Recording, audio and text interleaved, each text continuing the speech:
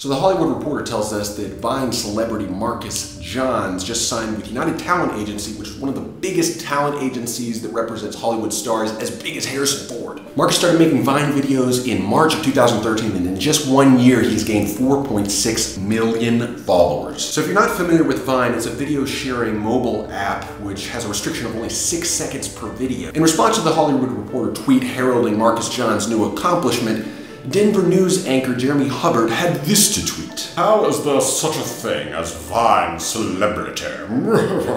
Now, Jeremy, look, I think we've all been there when it comes to newfangled tech that we don't understand. I've done this before too with certain things, as we'll find out. So don't feel bad, but you asked the question in a public forum, so I thought I'd answer it with an explanatory video. I still get asked this question regarding YouTube. How do you make money on the YouTubes? The same way every free broadcast does, advertisements. Heard of those things? There can't be much money in that. There's only one of me, so I don't have to pay. Why don't you just get a real job at McDonald's? But if we're honest, this happens with every new thing. My grandfather, before he died, really truly believed that the internet was made up, or at least that's what he said. He claimed it didn't exist, okay? This is what you could call generation-based denialism. When some newfangled tech comes along and you look at it and say, I'm going to pretend that doesn't exist because that would require too much change on my part and I'm really not interested in learning how to do that. So I'm just gonna act like it's not there. Me. Very mature response. Here's an example. I don't believe that don't work. It's a trick. I'm going to show you that it works. I write a message to Drufus without even speaking to him.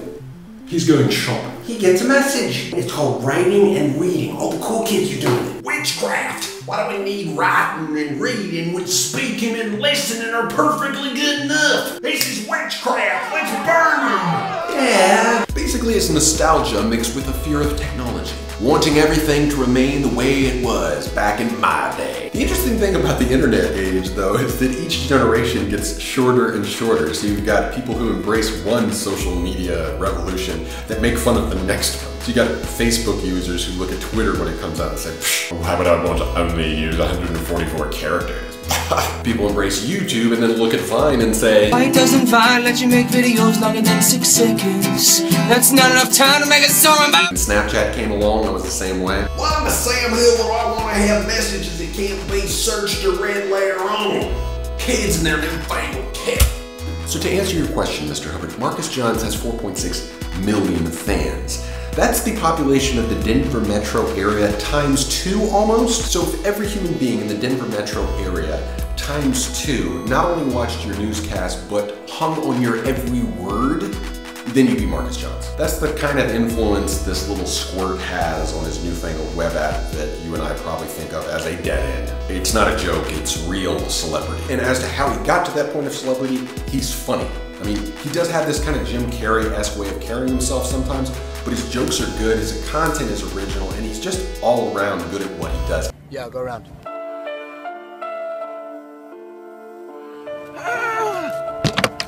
So my challenge for you, Mr. Hubbard, is to try Vine out for yourself. When you do, you'll find out that it's not so easy to be entertaining or funny or witty in 6 seconds. I tried it, I couldn't keep up with it, it's hard work. It is work. Marcus has found fame for a reason. So next time you see something newfangled on the internet or in tech, before writing it off, give it a try yourself. There probably is a reason why so many people are interested. I'm always talking about cross-cultural communication on this channel because even within the same language and culture, oftentimes there is fear or unwillingness to admit the existence of the other. But the best way for us to understand the other is just to jump in and try it for ourselves. And if we do jump in and try it, we may find out we like it. Or if not, we'll at least understand why it is that people like it. And to my Indian viewers, we need some Viners up in India. The only Vine videos I'm aware of from India are from Jose. He's got some hilarious misheard lyrics Vines like this.